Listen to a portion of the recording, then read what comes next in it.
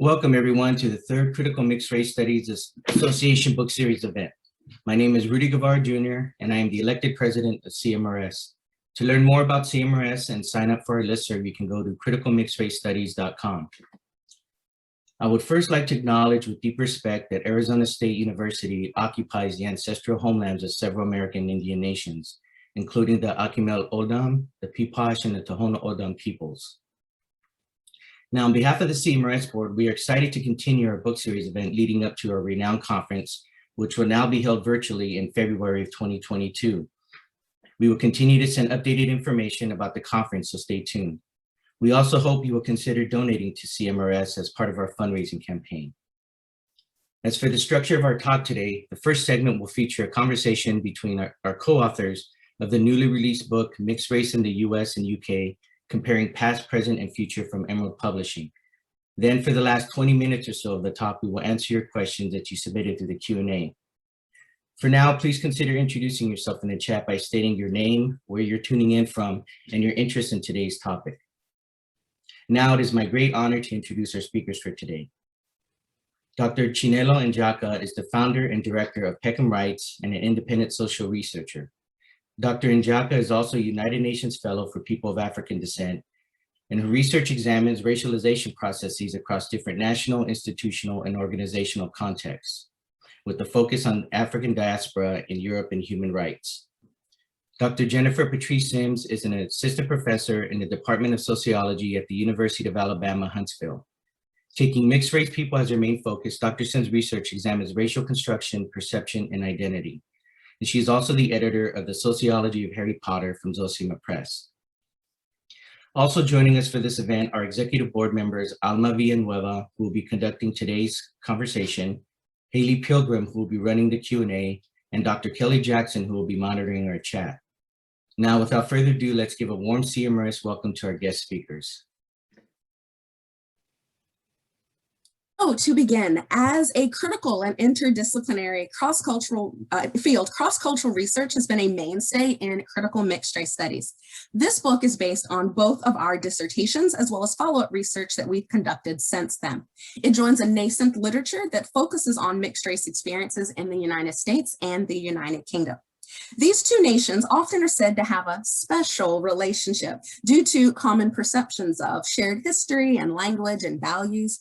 But there's also the connection of historical figures, mixed race figures, such as Dido Elizabeth Bell in the United Kingdom and Sally Hemings in the United States. And this continues on to contemporaries such as Lewis Hamilton and Daniel Holtzclaw. Mixed race people have existed prominently in both the United States and the UK for centuries. Relatedly, the percentage of mixed race folks in both nations is comparable.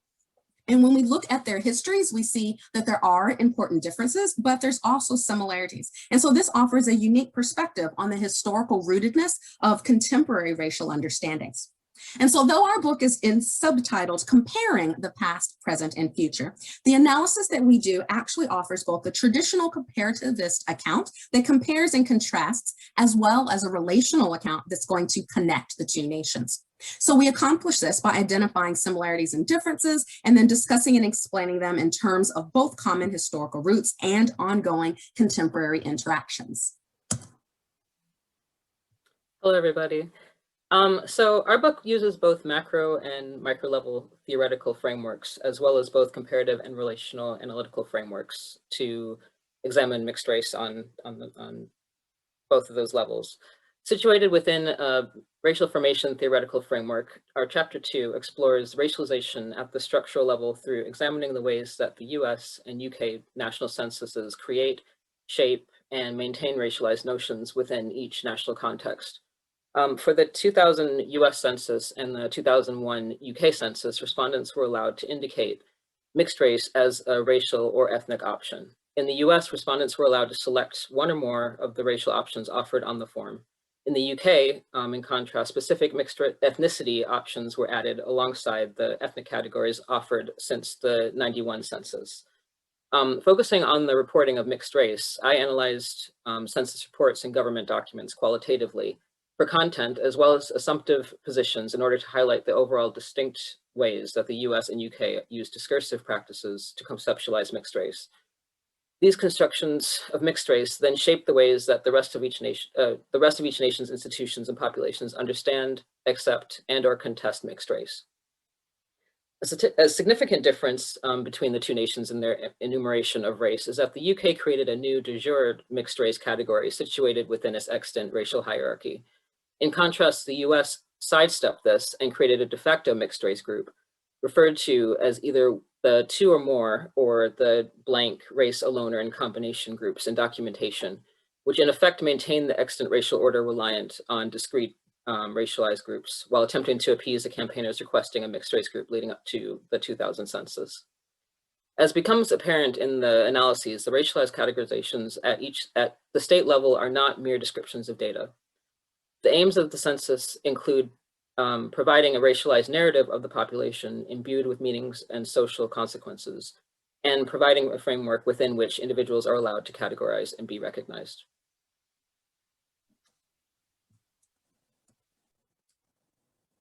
So then in chapter 3, we discuss mixed race identity and examine the thought processes behind what racial category or categories mixed race people tick on their census and other forms. Focusing on similarities and differences and how mixed race people in the two nations assert their identities or not on these forms. It reveals that though the format change to allow mixed race identification was welcomed by most, it was not seen as a cure-all. It didn't cure a lot of the mishaps of racial data collection nor identity recording. So for example, some interviewees were relieved to have new options, saying things like, I used to be stuck doing this, saying things like, I used to be like, damn, what do I put? But other people literally shrugged when I brought this up and said I wasn't unhappy marking one. Other people pointed out that now that they had, a box, some double minorities actually still did not. One respondent told me, you're othered in the other category. It's like other, please specify. So one mixed race woman said this. And so the influence of interviewees' socialization, in particular about race from their parents, as well as the influence of the infamous one-drop rule for people of African descent are covered in our chapter 3. One US woman tells a story of learning about the twisted ways that organizations can use race data from her father, and thus even as an adult, she's weary of providing her race on forms, regardless of the format of that form. Another US interviewee, however, explained that how he was socialized about race by telling the story of when he marked white on a job application as a teenager. He got the job, but then later his boss was like, why'd you mark white? Shouldn't you just put black if you're mixed race?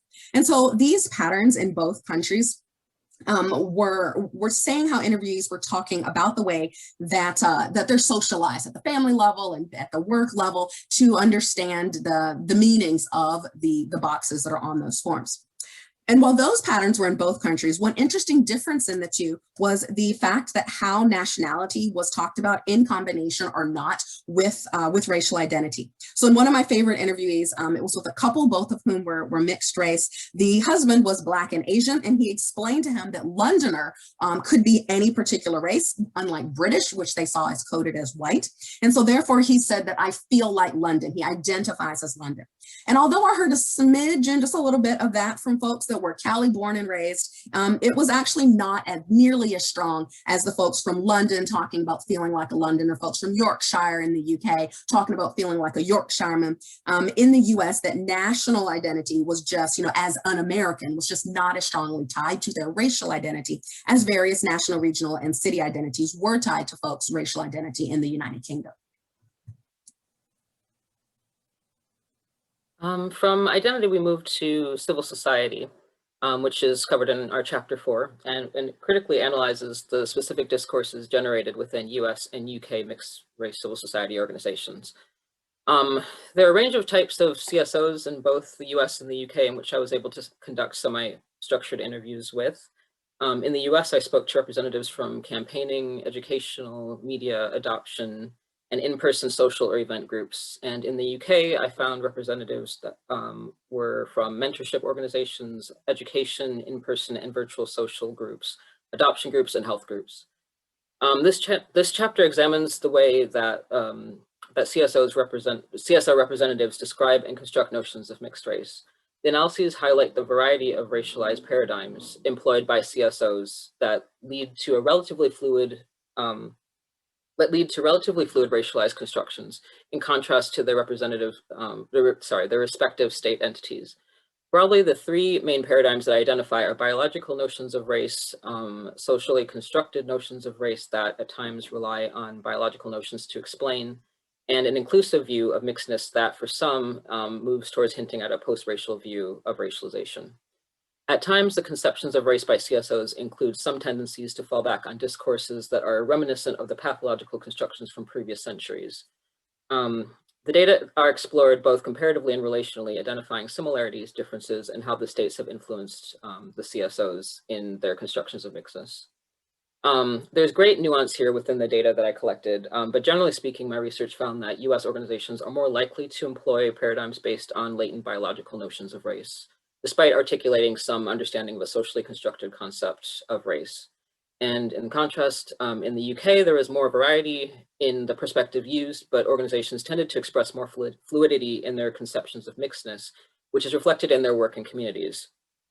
Mixedness, the concept of mixedness includes concepts of having two differently racialized parents, but also expands to include parents from more than one ethnicity or nationality. And ultimately, as one respondent put it, comes down to you either feel it or you don't.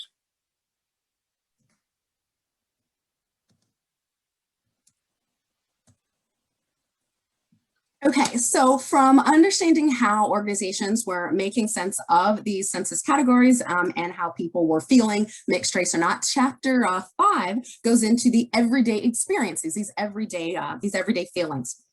So the everyday experiences within societies in this chapter, we focus on the different ways that mixed race people respond when others ask, what are you? Where are you from? Where are you really from? Where are your parents from? And so this chapter explains how to many mixed race adults, this question is felt as annoying when posed from monoracial people, but is actually welcomed as an opportunity for bonding and mixed race solidarity when posed from mixed race people. So the chapter opens by looking at the differences between what are you and where are you from, and theorizing those by drawing on scholars' work on the colonial gaze and the difference in immigration histories between the two countries. It next looks at these questions, which most folks were asked, and it is interesting to hear interviewees that were not asked this question. They acknowledged that generally mixed race people are, but they said that they were not. One manager of a big iconic venue in his city said that people give him that look like, what are you? But, oh, you're the manager. And so then they actually don't ask them. But even if folks don't get direct questions, they do get roundabout questions that can lead up to asking about one's race, ethnicity. So for example, one woman told me that she will be in the grocery store and folks will literally come up to her and say, oh, your hair's so pretty, compliment her hair, and then go, what are you? And then get into why they're really talking to her. And so I draw on Eduardo Bonilla Silva's concept of discursive buffers to explain the function of these kind of nice or compliments that lead up to being asked. I really enjoyed interviewees telling me about the language that they used to respond to others' gaze and to respond to these questions that they get. Sometimes folks just answered, especially if it didn't bother them to be asked. A retail worker told me it was part of good customer service to have these types of conversations when customers would ask him while working. So one of y'all who've been noting that you're grad students, professors in the chat, one of y'all got next on a study of the commodification of multiraciality for individual economic gain. Other folks gave sassy replies like, human being, punk, what are you? While the interviewees called these sassy, I actually draw on Noel Cazeneuve's concept of linguistic racial accommodation versus linguistic racial confrontation to discuss how these expected conversation norms, the expectation of answering these nosy questions in both notions is tied to this polite accommodation of the dominant colonial view of things, such as in including a stranger's appearance. So this chapter ends with the interviewees laughing at their own hypocrisy as they tell me about having mixed DAR and asking other people this exact same question. Two interviewees actually were friends and they met each other when one asked the other at a party if they were mixed race or not. But they explain it's different when it comes from one of your own. It's not fetishizing, as one interviewee put it. It's more about establishing a connection. I knew it. I'm mixed race too. We got this, bro, one guy explained. And so piggybacking off of that next chapter, about that chapter, the next chapter looks at how the interviewees talked about not just their own experiences, but their considerations thinking forward to the next generation, to their children's experiences as well. And so chapter 6 combines my US interviewees accounts with the accounts from Mary Song's book, Multiracial Parents, Mixed Families, Generation Change, and the Future of Race, in which she interviewed mixed race. You've got a site, Mixstar, in which Mary interviewed mixed race parents in the UK. So in juxtaposing those two accounts, one thing I found was that interviewees were open to dating people of many different races and ethnicities. And because of that, they could not imagine what their future kids would look like or be with regards to culture. Regarding looks, interviewees told heartbreaking tales of white-appearing siblings who would hear terrible racist stuff from folks who were passing them, and they cited that as one reason why maybe they didn't want to partner with a white person. One LA mom who was Black and white and was in fact married to a white man and had a son who was blonde hair and blue-eyed, confirmed receiving the microaggressions that the non-parents had talked about. The parents in Mary Song's book confirmed receiving those microaggressions when people, see a white mom with a brown-skinned son, or vice versa, and don't make that connection. Other interviewees pointed to socialization and wondered what cultural heritage would be their child's dominant cultural heritage. And some wondered if their partner's heritage would then eclipse their own, regardless of the child's appearance. The parents in Mary Song's book sadly discussed this exact thing actually occurring, and Mary calls this ethnic dilution. Now, the childless folks that I interviewed, they did not clean sweep on predicting everything. None of them mentioned two much bigger worries that parents told me about. One was the stigmatization of Black hair, particularly for girls. And then the second was violence against Black people in particular, and including mixed race Black men who are perceived upon first sight as being Black. And so 2 US moms of phenotypically Black children talked about this. One talked about her daughter already being looked down upon and having kids say nasty things to her at school because her daughter had 4C hair. Another mom was speaking of Trayvon Martin, and she, emotionally said that could have been my son. And so this mom is not raising her son as mixed race, despite having, a white grandmother, because she says she wants him to understand that he is perceived as Black in society and be careful and cognizant about the way he is perceived. So at the end of the interviews that Mary Song did with parents, they told her that they wouldn't care what race or gender their child partnered with in the future. And so regarding same gender partnerships, we discuss, as discussed in our introduction, academic attention in the 80s and the 90s to mixed race was in line with the general heteronormativity of that time period, and therefore early work on critically centered heterosexuality. So in chapter 7, we break this by first discussing the work that is out there that has given attention to mixed race vis-a-vis sexuality. And then in the second half of the chapter, I build on me and Remy Joseph Salisbury's 2009 article in which we focused on mixed race men and the heterosexualized competition for partners that has been found by others to push some mixed race women away from a Black identity, away from Black women, and thus away from a Black identity. But we found that for men, within the heterosexual matrix, it functions the exact opposite way. Being seen as the Duke's stage double strengthens Black mixed race men's connection with Black men and thus connection to Black identity. But not everyone is straight, though. So my first study as a new tenure track professor interviewed LGBTQIA mixed race people, and this chapter 7 reports just the findings from Black mixed race folks, really interrogating that kind of push away from the Black community due to the heterosexualized competition for partners. And what I found from this preliminary data was that gay men did in fact recount stories of rejection from Black men due to being seen as effeminate or due to not being able to get girls, as CJ Pascoe says. But attention to queer women, however, throws a whole wrench in this theory. I interviewed both gay and asexual women, but their sexual orientation did not matter for the types of stories they told. Regardless of the fact that they clearly were not jealous or trying to get anybody's man, they still experienced and told stories about quote unquote jealous Black women not liking them and saying things to them, and that pushing them away from a Black identity and more towards a mixed identity. But one of the lesbians I interviewed was self-described as very masculine, presented as a very masculine kind of goth alternative perception. And she said she never experienced that. Absolutely not. That never happened to her. And so these, her experiences juxtaposed with the others led me to conclude that perhaps straight Black women's rejection is not jealousy. It is not actually even rejection of Black mixed race women, but just a misdiagnosed valid anger and rejection of the colorism and sexual racism that oppresses them within the heterosexualized market for partners. So therefore, any woman, regardless of her own sexual orientation, who society says straight men should find attractive, will therefore potentially be identified and have that misdirected anger. So basically the end of this chapter, since it is preliminary results, is just me wondering aloud to the reader about why then do masculine women still identify as mixed if they're not receiving this push that, that research has found for others.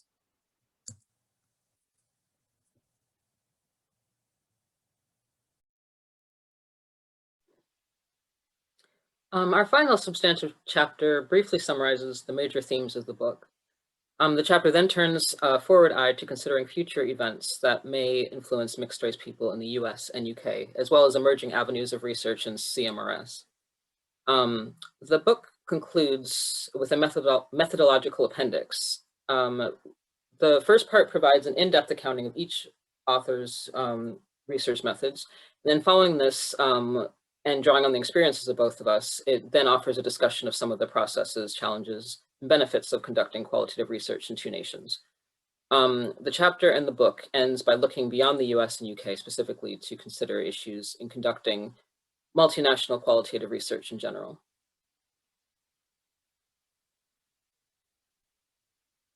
So mixed race in the US and UK draws on original research projects conducted by both of us, authors.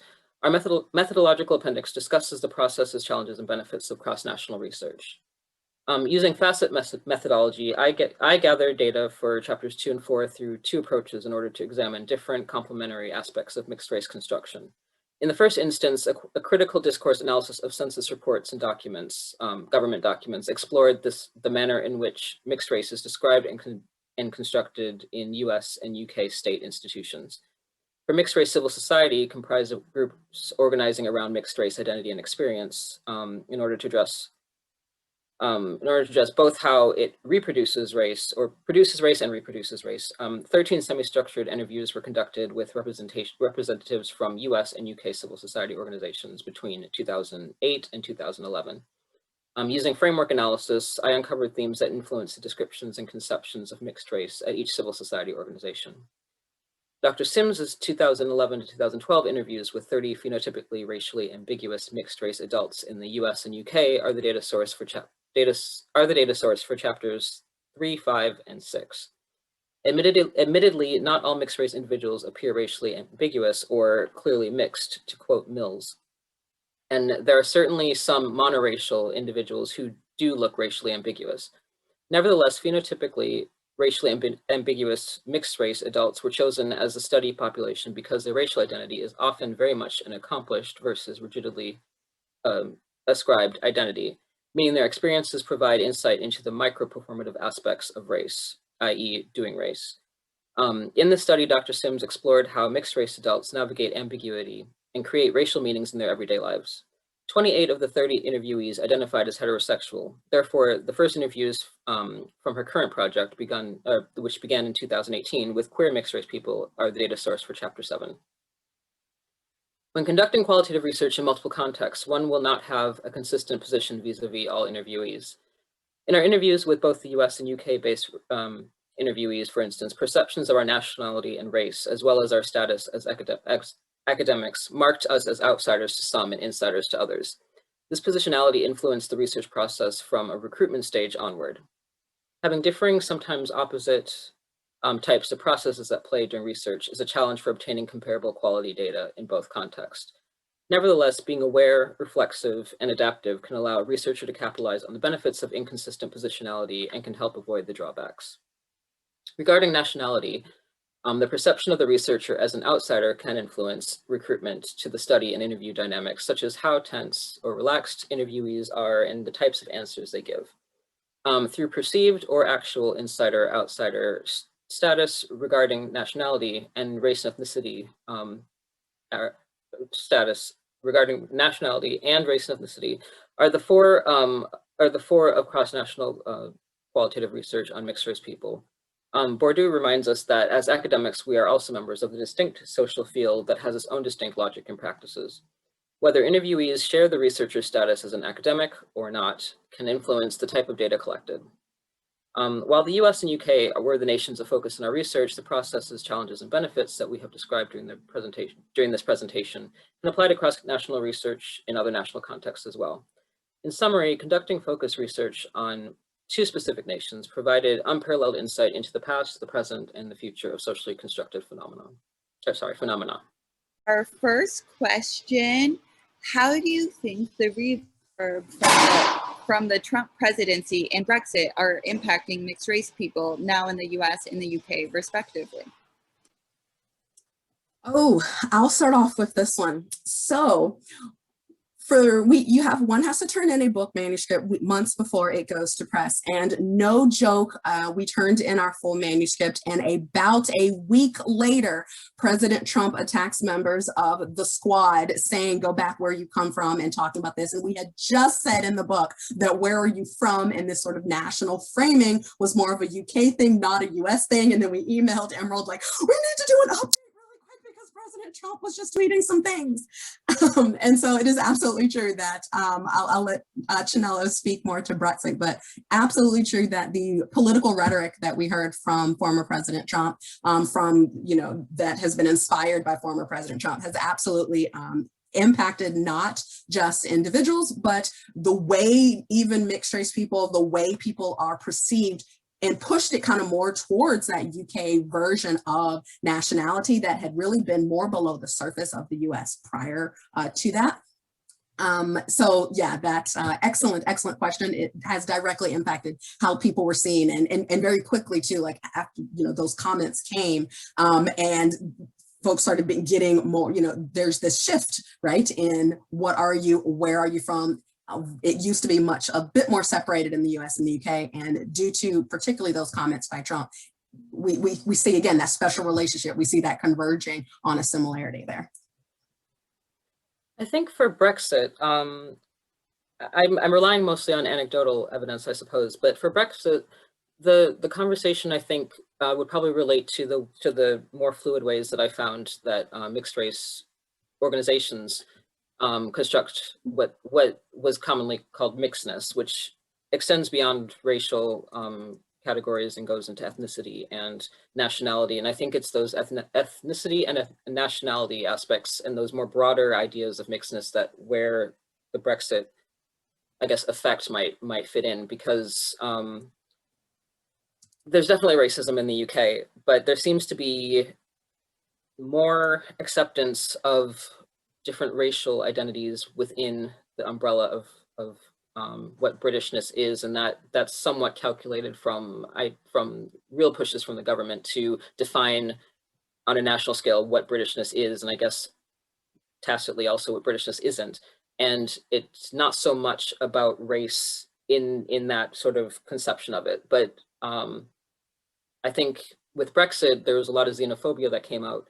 And I suppose that's probably where there would be an intersection with mixedness in terms of identity and belonging and that sort of thing. So it probably wasn't a major discourse that was explored in public spaces about mixedness and Brexit, but I think that's probably where it fits in, is around ethnicity, people with 2 different ethnic backgrounds or nationality backgrounds, and that's kind of where it fits. Yeah, thank you both for that. Also, hi, Stephen. Stephen's asking, what, if any, are the differences between the self-descriptors between individuals of mixed parentage in the USA and the UK? Could you be a bit more specific? I guess, I don't know, Stephen, if you want to chime in, but I'm thinking of like maybe I'll call myself multiracial or biracial, and maybe in the UK we're using words like mulatto or yeah. I can probably answer this a bit. If you want to chime in later, feel free. So in terms of what people call themselves, multiraciality is not really a concept in Britain. So it's usually mixed race. Multi-heritage was used probably about 5 to 10 years ago. I don't know if I've really heard that frequently in more recent years, but dual heritage, multi-heritage, that sort of thing. And then also there's becoming multiple ethnicity, which is on the census this past census cycle, which was actually just 2 months ago now. And I believe in 2011 as well, but I don't think really people use that sort of frame, but like that phraseology for themselves. But mixed race is probably the most common, whereas multiracial, biracial is more common in the US. I'm thinking in terms of what, like, specifics, like going from like the general terms to the specific terms. You hear some pejorative words like half caste, half breed. Half caste is probably more common, where sometimes people use it not realizing the background, and it's not. I would stop short of calling it a reclamation, because it's not really acknowledging that there's a negative connotation to it. It's more just kind of like I guess kind of like it's a legacy, I suppose. And maybe that's, I mean, so that'd be different from, I guess, reclaiming mulatto and quadroon, words like that, which isn't overly common, but is somewhat prevalent there's a presence of it in the United States. So if that's getting towards your question, Stephen, I guess that's what I'd say about that. I don't know, Jen, if you have anything else to add. Oh man, you nailed it. That was exactly what I was going to say. I'll just add that there's a great part in Suki Ali's book, in one of her books, where she says that the word multiracial grates on the British ear. So they really don't like that phrasing. I think it's interesting that we have CMRS now, have for about a decade or so, and that's critical mixed race studies. And so I see that kind of the triumph of mixed race as being the terminology as an interesting example of British triumphing over the US, when so often when we think about race, in particular race with regards to non-whites, the way the US thinks about it is kind of what triumphs. But it's interesting that the word mixed race is kind of outstripping multiracial, and that was kind of more originally a US side, and so the UK side. And so the last thing I'll just add is in addition to the terms that people call themselves being different in the two countries, the slurs and insults are a little bit different as well. So like Oreo is a thing here in the UK, but it's like Bounty Bar or like other types of British candy in the UK. And so everybody goes for something sweet to insult you, but the sweet thing that they go to is based on what country and what's the big candy or cookie in that country. So that's a difference as well. So beyond interesting. Thank you. Yeah, I guess that makes sense. You go from being an Oreo, it's all contextual.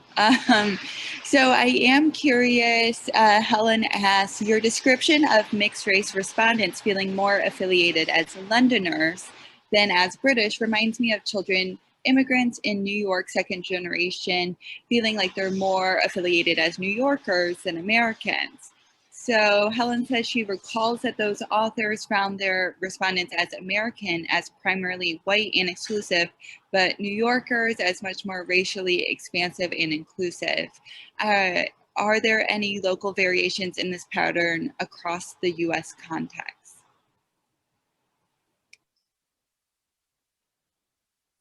Well, I'll start off on that one. If we're looking at the U.S. context, I interviewed one woman from New York. It was a sample from all over the country, so no one area kind of dominated.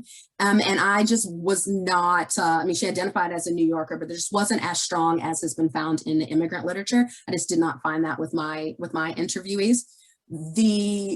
understanding of oneself as, quote, Cali born and raised was a thing that I heard from a couple of folks in California, but again, not nearly as strong as what the participant was saying with regards to immigrants in New York. I did see that in the UK, however, so folks like the Black Asian man in London, he says that he doesn't identify as British, that's white, he feels like, he's London. He was really proud, and most of the interviews talked about being from London. But two interviewees did mention that they felt very British and that they talked about, I identify as British. And one was white and Asian, the other was Black and white, but they were actually two of the lightest, like light skin colored interviewees by my own visual perception, but my perception, they were two of the lightest interviewees as well. And they both felt very comfortable identifying themselves as British, but again, they were very light skinned, which does still kind of fit into that understanding of Britishness as being, if not white, at least very, very light, versus the man who was Indian and Jamaican, one of the more darker skinned interviewees I interviewed. He was like, no, I don't feel comfortable identifying as British. He was actually older than both of the two interviewees who did. So he had literally been in the nation almost twice as long as them. He was in his 40s, they were in their 20s, and he did not feel comfortable saying British, but he felt very comfortable saying London. So I found that a lot in the UK, not so much in the US, but it could be just the sampling. I only had one New Yorker in my sample. And in New York, Ellis Island just traditionally has been kind of that place in the United States where so many ethnicities have come into, which gets at that word Haley said earlier about context. Perhaps the study more in the Northeast with more New York, with more New Yorkers would find more nuance on that. Yeah, I just would say that New York and London are both conceptualized as global cities, so that might have something to do with it as well. Just the different geopolitics going on, and the sheer extreme diversity that happens in these cities compared to other US and UK cities might also have something to do with that identification with the location rather than, I guess, a nationality. But also in the British context, as I alluded to before, there is a real politics around Britishness and belonging and nationhood and nationality that I don't think is comparable in the United States. Just the stories are different. There's, I guess America kind of has like a melting pot idea, and the UK really, it's more of an assimilation sort of thing. That's overly simplifying it, but those sorts of histories, I think, also mean that people connect to the nation in different ways in both countries. Yeah, that's really fascinating. One question that's come up 2 times is how Latinx folks in mixed race research how you all interpret that data, given that Latinx folks can be of any race, and basically how are they figured into this 2 or more race category if Latinx people aren't considered a race. And then if you want to add on as a follow-up question kind of about Arab Americans or how this might skew mixed race numbers. So for my research, I really had to grapple with this when I was writing my dissertation, because the concept of Latinx in the US is very specific to the US, that it's an ethnicity, not a race. And that's very different from the UK, where at the time that I was doing the interviews, the Latin community wasn't, it was very small. It's growing, and it's more sizable now than it was then, but it wasn't on the radar of the census people, and there wasn't really a racial category for it or an ethnic category for it. So so trying to think through how to I guess analyze the data in the US with there not being a very straightforward counterpart in the UK was very difficult. And also through my advisors for a loop, because they didn't understand the US context. So it was kind of just left up to me as a grad student, and I'm not sure I think that was kind of throwing me in the deep end.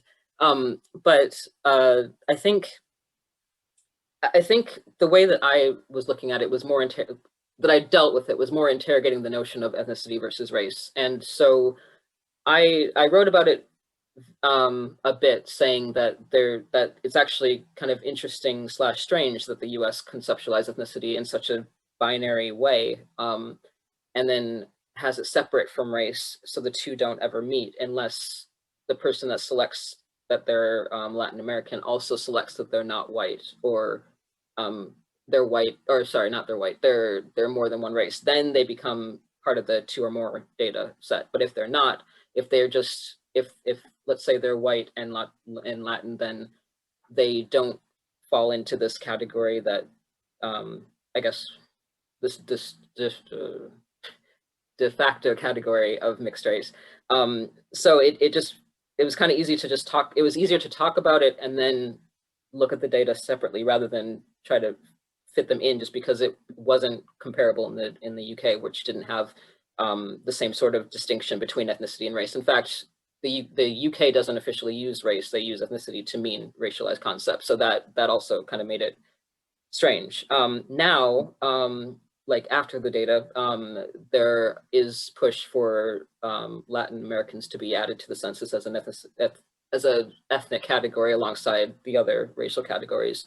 I'm not sure how that's going to end up looking, but I think it'd be interesting to review my data when that happens to see kind of what it looks like and how people are identifying. But that's kind of how I dealt with it, as I interrogated the concept and then kind of sidestepped it a bit. So on the micro level, with regards to how people were talking and experiencing and identifying, all of my recruitment materials just said mixed race. I left that super duper open. And so I did have a couple of folks who included Latino as their race. So one gentleman in particular, the one who said human being punk, what are you? He was Black. His father's side of the family was African-American and his mother's side was Mexican-American. And rather than identifying as Afro-Latino, he identified as mixed race, Black and Latino. And that's why he volunteered for my study when he found out about it. So I left it up to how the interviewee identified. It would be super interesting. So who's got next to compare folks with Latino and, some Latin American, South American heritage and, quote unquote, another race in the United States. Those who identify, say, as Afro-Latino versus, as my interviewee, mixed race, Black and Mexican. So kind of comparing those two groups, comparing them at the micro level of how you're identifying, also comparing them perhaps at the macro level, looking at various types of educational or financial or criminal justice outcomes. So that would be a really interesting comparison to do. With regards to MENA, Middle Eastern, North African, in my first research study, the dissertation research, that only came up in the UK. So one woman in particular was, her father's side of the family was from Iran, and then her mother's side was from Italy, and she grew up in the UK. And so she talked a lot, particularly post 9/11, about, terrorists and, and folks are, oh, are you the one that we're bombing? And she's like, oh my gosh, no, actually Iran versus Iraq, like, Asia versus Middle East, like there was this whole thing. And that was really featuring into how people were perceiving her, particularly post 9/11. A Black-white woman in the United States who, like many women, like to wrap your hair up when it rains so your hair won't get all messed up when you're going somewhere, said that post 9/11, that she used to just be seen as, a light-skinned Black woman with her hair wrapped up. Post 9/11, she was seen as potentially Muslim, and there had been outbreaks and violence on her college campus at that time. And so that's when she said the memorable quote of, that's the first time I realized that somebody misperceiving me could get me killed. And so even though MENA, Middle Eastern, North African, is not on the US Census yet, one reason that it's being pushed to be on the census is because that perception of that category, of that geopolitical region actually, as a ethnic group has been building over the past 20 years. And not just members of people who are members of that group who identify as it are experiencing things, but mixed race people who are experiencing it as well. And the final thing I'll say about experiencing things that you're not at all is that though there is no kind of understanding of Latino in the UK, my interviewees in the UK knew about it because when they visited the US, they got spoken to in Spanish. And so then they would come to the US and why are these people speaking to me in Spanish? So one person went to visit their friend in college, and they're walking down the street, at college, and people are handing out flyers like they do in Freshers Week, that sort of thing. And he's getting all of these flyers for, Latino Association, Hispanic Students Union, and he's showing his friend like, okay, what is this? And she's like, okay, and like trying to explain race in the US. And so there wasn't that category in the UK, but when he came to the US, that's how he was perceived. And so he kind of learned about it. He thought it was interesting. I'm sitting here like taking frantic notes on like the way perception is, transnational. Yeah, perception as transnational, national, and also related to the politics at the time. So we're seeing cultural shifts now after 9/11, and the same person now being perceived different ways. We have about 12 minutes left, so if you have any more questions, get them in quick. One of our questions is, I'm curious if y'all found any discussion in your data of how the white passing siblings navigated the inner conflict of how to rebuke people who talk badly about people who identify as their own. So for instance, this person shares, my sister and I are half brown Cuban and half white, and she's constantly trying to determine when to step up and say something, and when doing so would put her in danger. Actually, Haley, your research would be the research to discuss on this. Everyone check out Haley's new article in Ethnic and Racial Studies. No, my research was specifically looking at folks who are ambiguous, not white passing, for the reasons that I was interrogating the social psychological theory of reflected appraisals. So mixed race interviewees of mine would tell short little stories about their white passable siblings, but that was not the main focus of my research, so I didn't interrogate that. But Haley's work, I'm sure, is right up that alley. And so definitely check out her article in Ethnic and Racial Studies. Yeah, and I just say that my work was more on the macro scale. So I didn't interview individuals about experience and identity. It was more on the bigger scale and trying to figure out how organizations and institutions are constructing race. Thank you for that plug. One thing Anna asks is if anti-Blackness comes up in your research on critical mixed race studies. So it came up in mine, in particular, from the mothers of children who were phenotypically Black, so women who had partnered with Black men and their children were browner skinned than the woman who had partnered with the white man. And so those mothers, when thinking about the next generation, when thinking about how to socialize their children, when thinking about how to raise their children with what type of racial identity and experiences, they were very focused not on their own anti-Blackness, but on the anti-Blackness within the larger cultures that they were living in. And that was a guiding principle, more so than you can identify as you want, and more so than, this kind of like personal, it's your choice. I understand there's anti-Blackness, and I'm going to raise my child with these protective kind of identities and understandings more so. So it came up a lot there. It also came up a lot in my interviews, counts with regards to hair. So both men and women would talk about just the stigmatization of Black hair. And so, they talked about being teased, being called Brillo pad head. Apparently that is transatlantic. Me in one interview had a heartfelt moment. I was called Brillo pad head. This is a wig for those of you who haven't seen me in other pictures. I was called Brillo pad head. He was called Brillo pad head. We were on opposite sides of the pond, but yeah, that was the 80s. And so, so just the anti-Blackness within hair was brought up a lot, particularly by the by Black interviewees, but then also was brought up by Asian white interviewees when I would ask them about their hair, and they would acknowledge and say, I don't have these issues. It is an issue of anti-Blackness. So they would acknowledge that though they're mixed, like say Black white interviewees or Black Asian, they would acknowledge that I have different sets of issues. I don't have that hair issue, and that is because of the anti-Blackness. And I think for my research, I think especially now, it'd be really interesting to go back to my data and look specifically for anti-Blackness at an institutional level, because it's bound to be there in really obvious ways. Just thinking about it though, in terms of the mixed race CSOs that I spoke to, there's a lot of literature around the time around, especially in the US, these organizations coming about because of anti-Blackness, or at least that was the conjecture or the theory behind it. Having parents not wanting their children to be labeled as Black, they wanted them to be labeled as mixed race or multiracial as a way to separate them from Blackness. I don't know if I can say that I found direct evidence of that in my interviews that I did. However, that there was a lot of strong, from certain organizations in the United States, there were a lot of strong, adamant ideas that no, my child is mixed race, not Black, never not white. So I guess I would be interested to look at that further and see if I can, see more evidence of anti-Blackness and that sort of thing especially coming at a lens from like post 2020. In the institutions, I think it's interesting that for the UK, the census, the ethnic questions are actually organized from lightness to darkness, which wasn't something that I obviously picked up on, but like kind of once I saw it, I'm like, oh, obviously, like that's it. So it's white, mixed race, Asian, Black, and other, which is interesting that they chose that order. I think also in some of the documents, like they kind of pit Black communities against mixed race. So there's some of that. There's conceptualizing mixed race people as minorities or as non-white. Actually, that's the phrase, non-white, which if they're white then can you say that they're non-white? And that's a question that I had. I didn't really come to any conclusions, but it was a question that came from the research.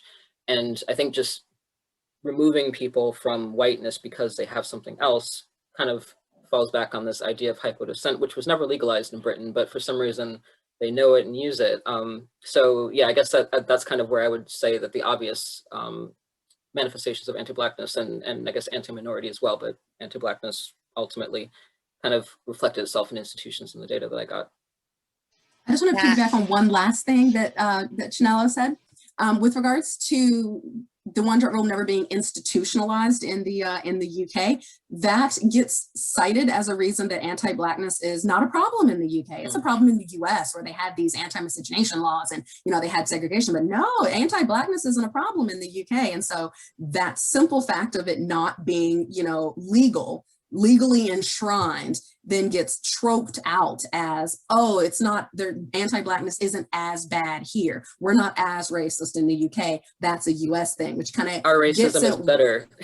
Our racism is better. Exactly. And so it really gets at how it's not just, we use the US was a British colony and, we all speak English. So it's not just those connections, but it's also what's going on in one country influencing how the other country thinks about itself and vice versa. So it really shows that transatlantic connection. That's not just historic, it is historic, but it's actually ongoing as well, and how people in one country are making sense of current things in their country fundamentally depend upon their perception of what's going on in the other country. That was fascinating. I'm learning so much, and also really got to meditate on that ordering of like lightness to darkness and the ways it come. I'm sure it's present. I just haven't seen it. And we have 4 minutes left. I want to get in this last question for you all. Jade says, firstly, as a queer, lesbian, mixed race woman, I thank you. I experienced racism from white people to this present day, both overtly and systematically in the UK. As my father is Jamaican and I have dreadlocks, white people read me as part of the Black community, which I am.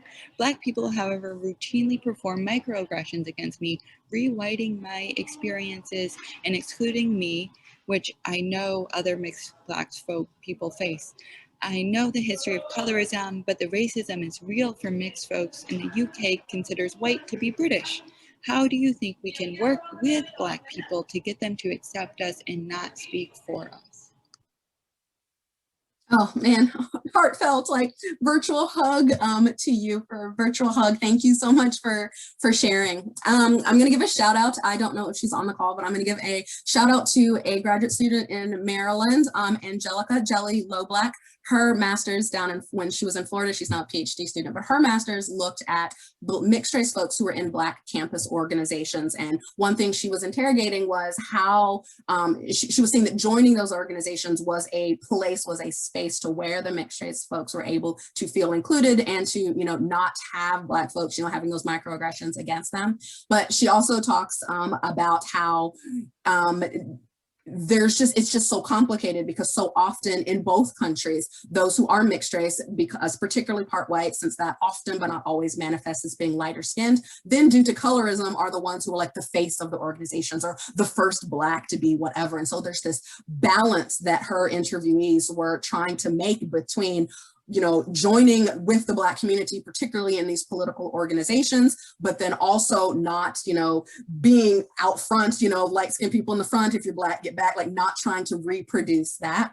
But ultimately, her work, Kristen Clayton's work on mixed race folks at HBCUs, both of those kind of emerging, I'm talking 2019, 2020 citations here, both of those emerging avenues of research are really looking at mixed race experiences within the Black community, getting away from that kind of quick, oh, they're rejected, and really interrogating it and trying to find solutions to the exact type of conundrums that the participant wrote in. So my research doesn't speak to that as much. I would encourage you to look up Angelica Lowe Black, Maryland, and Kristen Clayton, who I believe is now at Oglethorpe.